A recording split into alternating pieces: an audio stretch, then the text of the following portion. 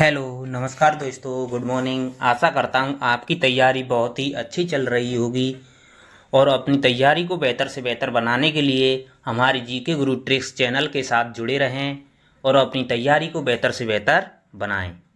जिन भाइयों ने अभी तक हमारे जीके गुरु ट्रिक्स चैनल को सब्सक्राइब नहीं किया है वो प्लीज़ चैनल को सब्सक्राइब करें और जिन भाइयों ने हमारे चैनल को सब्सक्राइब कर रखा है उनके लिए तहे दिल से शुक्रिया। आज की क्लास में political science previous year question paper हैं।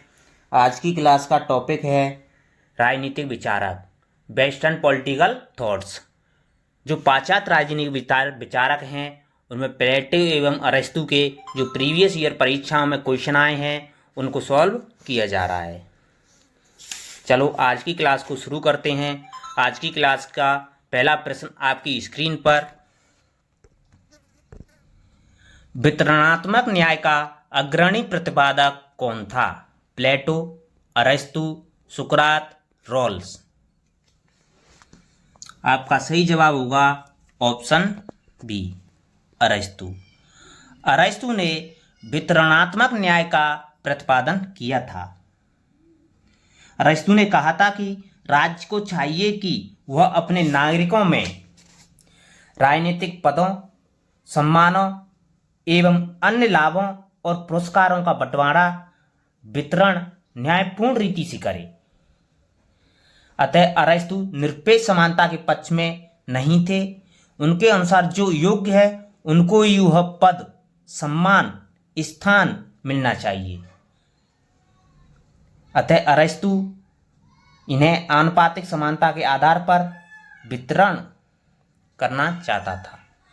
अतः अरस्तु ने वितरणात्मक न्याय का प्रतिपादन किया था। आपका सही जवाब हो जाएगा ऑप्शन बी, अरस्तु। आपका अगला सवाल, प्लेटो की रिपब्लिक में प्रतिपादित न्याय के सिद्धांत के अनुसार न्याय का अर्थ है सच बोलना और अपने ऋणों की अदायगी करना, अपने निर्धारित कार्यक्षेत्र में अपने कर्तव्यों का निर्वाह करना, आत्मचेतना के निर्देशों के अनुसार जीवन निर्वाह करना, प्रत्येक को उसका देय देना। आपका सही जवाब होगा ऑप्शन बी, अपने निर्धारित कार्यक्षेत्र में अपने कर्तव्यों का निर्वहन करना ही प्लेटो की रिपब्लिक में न्याय के सिद्धांत का न्याय का अर्थ है। न्याय के सिद्धांत में प्लेटो ने कहा है कि अपने निर्धारित कार्यक्षेत्र हैं उनको अपने कर्तव्यों का निर्वहन करना ही न्याय है। अतः आपका सही जवाब हो जाएगा ऑप्शन बी। आपका अगला सवाल, आदर्श शासक के कर्तव्यों का विवरण निम्नलिखित में से किसमें है? प्लेटो का रिपब्लिक में, अरस्तु का पॉलिटिक्स में, महाभारत का शांति पर्व में, रूसो का सोशल कॉन्ट्रैक्ट्स में। आपका सही जवाब होगा ऑप्शन ए, प्लेटो के रिपब्लिक में। प्लेटो के रिपब्लिक में आदर्श शासक के बारे में बताया गया है। आदर्श शासक के जो कर्तव्य हैं उनके बारे में बताया गया है। प्लेटो ने रिपब्लिक में आदर्श राजा के विचार प्रस्तुत किए हैं। प्लेटो ने आदर्श राजा के निर्माण एवं उसके कार्यों का वर्णन अपने रिपब्लिक ग्रंथ में किया है। अतः आपका सही जवाब हो जाएगा ऑप्शन ए। आपका अगला सवाल, जिन भाइयों ने अभी तक हमारे चैनल को सब्सक्राइब नहीं किया है वो प्लीज चैनल को सब्सक्राइब जरूर करें। गुफा और परछाइयां का विचार किससे संबंधित है? सुकरात से, डेमोक्रिटस से, प्लेटो से, अरस्तु से। आपका सही जवाब होगा ऑप्शन सी, प्लेटो से। गुफा एवं परछाइयों का विचार प्लेटो ने दिया था।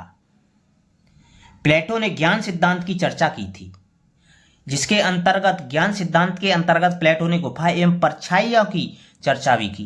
गुफा एवं परछाइयों का विचार प्लेटो से संबंधित है। आपका सही जवाब हो जाएगा ऑप्शन सी। आपका अगला सवाल, जिन भाइयों ने अभी तक हमारे चैनल को लाइक नहीं किया है वो प्लीज लाइक का बटन जरूर दबाएं। निम्नलिखित में से बताइए कि किस पुस्तक के रचयिता प्लेटो नहीं है? Republic, Statesman, Politics, the Laws. आपका सही जवाब होगा ऑप्शन सी, पॉलिटिक्स। पॉलिटिक्स पुस्तक के लेखक प्लेटो नहीं है। रिपब्लिक प्लेटो की पुस्तक है, सबसे पहली कृति रिपब्लिक है। स्टेट्समैन प्लेटो की कृति है। द लॉज प्लेटो की कृति है। सबसे अंत में लिखी गई वो कृति है वो द लॉज है, वो प्लेटो की सबसे अंत में लिखी गई है। अतः आपका सही जवाब हो जाएगा ऑप्शन सी, पॉलिटिक्स। पॉलिटिक्स है वह अरिस्टो द्वारा लिखी गई रचना है। आपका अगला सवाल,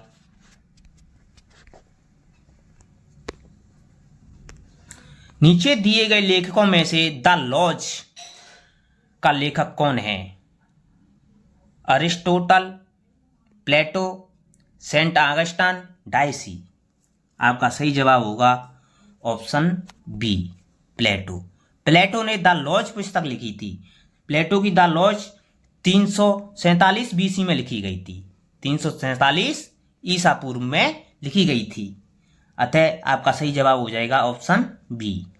प्लेटो की यह सबसे अंतिम रचना थी और सबसे आकार में सबसे बड़ी भी रचना थी। आकार में भी सबसे बड़ी रचना कौन थी? सी प्लेटो की द लॉज, और सबसे अंतिम रचना थी। आपका अगला सवाल, न्याय मानवीय आत्मा का गुण तथा मन की आदत है, यह कथन किसका है? प्लेटो का, अरिस्टो का, लास्की का, हॉब्स का। आपका सही जवाब होगा ऑप्शन ए, प्लेटो का। प्लेटो ने कहा था कि न्याय मानवीय आत्मा का गुण तथा मन की आदत है। आपका अगला सवाल, यह किसका मत था कि शासकों को संपत्ति का स्वामी नहीं होना चाहिए? सुकरात का, प्लेटो का, अरिस्टो का, संत थॉमस एक्विनास का। आपका सही जवाब होगा ऑप्शन बी, प्लेटो का। प्लेटो ने कहा था कि शासक को संपत्ति का स्वामी नहीं होना चाहिए। प्लेटो ने अविवाहक वर्ग के लिए पत्नियों का साम्यवाद और संपत्ति का साम्यवाद दिया है। अविवाहक वर्ग के पास न संपत्ति होगी न परिवार होगा। संपत्ति और परिवार केवल उत्पादक वर्ग के पास ही होंगे। प्लेटो ने संपत्ति और परिवार उत्पादक वर्ग के पास बताए हैं। अभिभावक वर्ग के पास, जो शासक वर्ग है उसके पास संपत्ति नहीं होनी चाहिए। अतः आपका सही जवाब होगा बी, प्लेटो। आपका अगला सवाल, प्लेटो सभी राज्यों का उद्गम निम्नलिखित के आधार पर रेखांकित करते हैं। तात्विक जरूरतों के आधार पर, सामाजिक जरूरतों के आधार पर, आर्थिक जरूरतों के आधार पर, राजनीतिक जरूरतों के आधार पर, नैतिक जरूरतों के आधार पर। आपका सही जवाब होगा ऑप्शन बी, सामाजिक जरूरतों के आधार पर। प्लेटो राज्यों का उद्गम सामाजिक जरूरतों के आधार पर करते हैं। आपका अगला सवाल, अरिस्टो ने राज्य के विकास का वर्णन करने के लिए जिस पद्धति का प्रयोग किया है वह थी तुलनात्मक पद्धति, निगमनात्मक पद्धति, मनोवैज्ञानिक पद्धति, स्वोद्देश्यपूर्वक पद्धति। आपका सही जवाब होगा ऑप्शन डी, स्वोद्देश्य परक पद्धति। स्वोद्देश्य परक पद्धति है वो अरिस्टो ने राज्य के विकास के लिए उपयोग की थी। आपका अगला सवाल,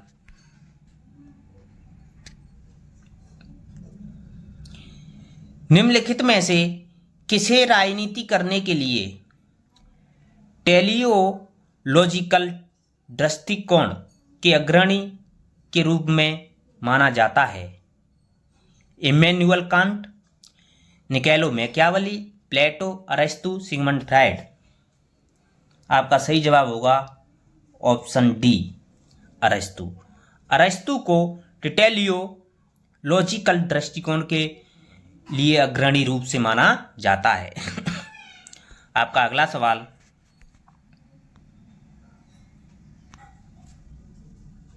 अरिस्टो ने अपने समय में कुल 158 संविधानों का अभ्यास किया था, जिनमें से केवल एक ही आज विद्यमान है और वह है साइप्रस का संविधान, अलेक्जेंड्रिया का संविधान, मैसिडोनिया का संविधान, स्पार्टा का संविधान, एथेंस का संविधान। तो आपका सही जवाब होगा ऑप्शन ई, एथेंस का संविधान। एथेंस का संविधान है वो आज भी विद्यमान है। अरिस्टो ने 158 संविधानों का अभ्यास किया था, लेकिन आज भी एथेंस का संविधान आज भी विद्वान है। आपका अगला सवाल,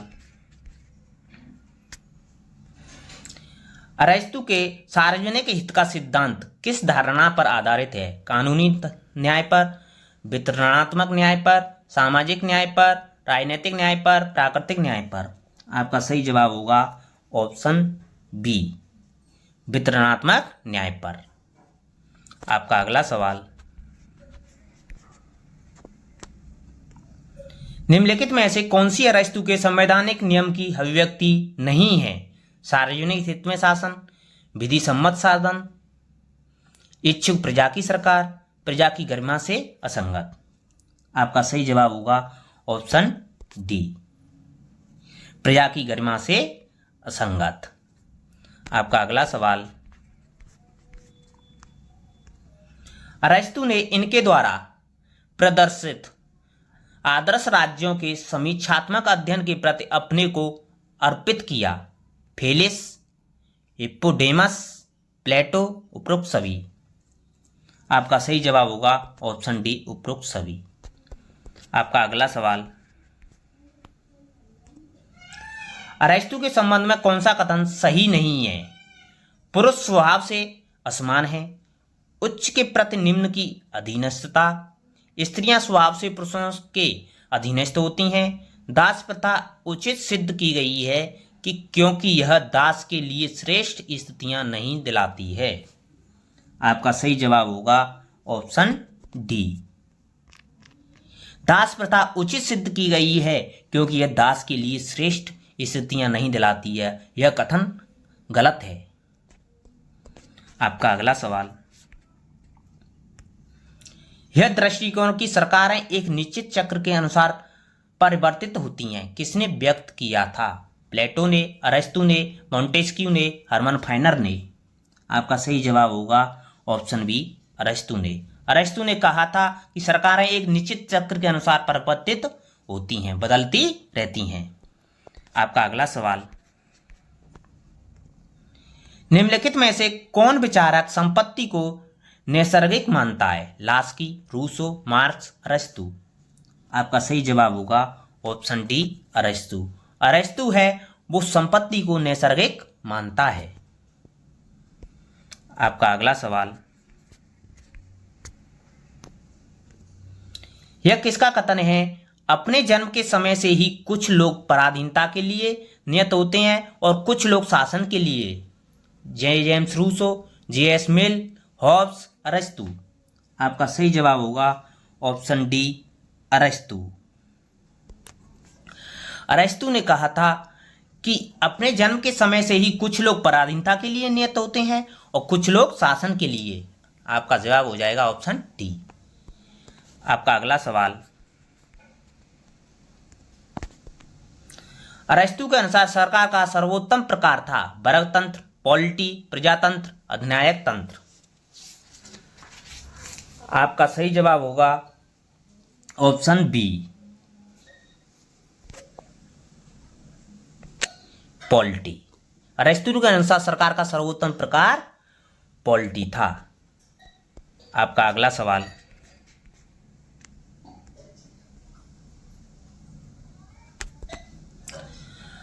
राज्य परिवारों तथा गांवों का समुदाय है जिसका उद्देश्य एक पूर्ण तथा आत्मनिर्भर जीवन की प्राप्ति है। यह कथन किससे संबंधित है? प्लेटो से, अरस्तु से, टॉमस एक्विनास से, बोंदा से? आपका सही जवाब होगा ऑप्शन बी, अरस्तु से। आपका अगला सवाल, यूनानी विचारकों द्वारा न्याय के किस पहलू पर बल दिया गया था? सामाजिक, नैतिक, वैधानिक, राजनैतिक? आपका सही जवाब होगा ऑप्शन बी, नैतिक। यूनानी विचारकों द्वारा न्याय के नैतिक पहलू पर बल दिया गया था। यूनानी विचारक थे प्लेटो, अरस्तु, जिन्होंने न्याय को एक नैतिक बताया था। आपका अगला सवाल,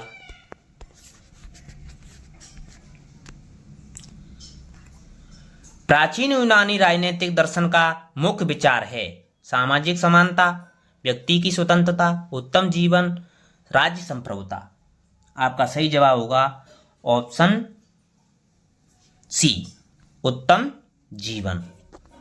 आपका अगला सवाल, नागरिकों को किसने शासक के नागरिक जीवन का सहभागी तथा बदले में शासित होने वाले के रूप में परिभाषित किया? प्लेटो ने, अरिस्तु ने, पॉलिबियस ने, सिसरो ने? आपका सही जवाब होगा ऑप्शन बी, अरिस्तु ने। आपका अगला सवाल, आज की क्लास का आखिरी सवाल है दोस्तों, निम्नलिखित चिंतकों में से किन्हें सामान्यतया दार्शनिक उपागम का संस्थापक समझा जाता है? प्लेटो एवं अरिस्तु को, हॉब्स लॉक रूसो को, जेरमी बेंथम एवं जे.एस. मिल को, कांट एवं हीगल को? आपका सही जवाब होगा ऑप्शन ए, प्लेटो एवं अरिस्तु को। प्लेटो एवं अरिस्तु को सामान्यतः दार्शनिक उपागम का संस्थापक माना जाता है। यूनान का दर्शन बीज की तरह सुकरात में आया, लता की भांति प्लेटो में फैला और पुष्प की भांति अरिस्तु में खिल गया। कहा जाता है कि यूनान का जो दर्शन बीज था वो सुकरात में तो आया था और लता की भांति प्लेटो में फैल गया था और पुष्प की भांति अरिस्तु में वो खिल गया था। अतः आपका सही जवाब होगा ऑप्शन ए, प्लेटो एवं अरिस्तु। थैंक यू दोस्तों, धन्यवाद। अगर आपको वीडियो पसंद आई हो तो लाइक करें और अधिक से अधिक शेयर करें। प्रीवियस वीडियो देखने के लिए आपकी स्क्रीन पर जो वीडियो दिखाई दे रही है उस पर क्लिक करें और प्रीवियस वीडियो देखें। थैंक यू, धन्यवाद। आपका दिन शुभ हो।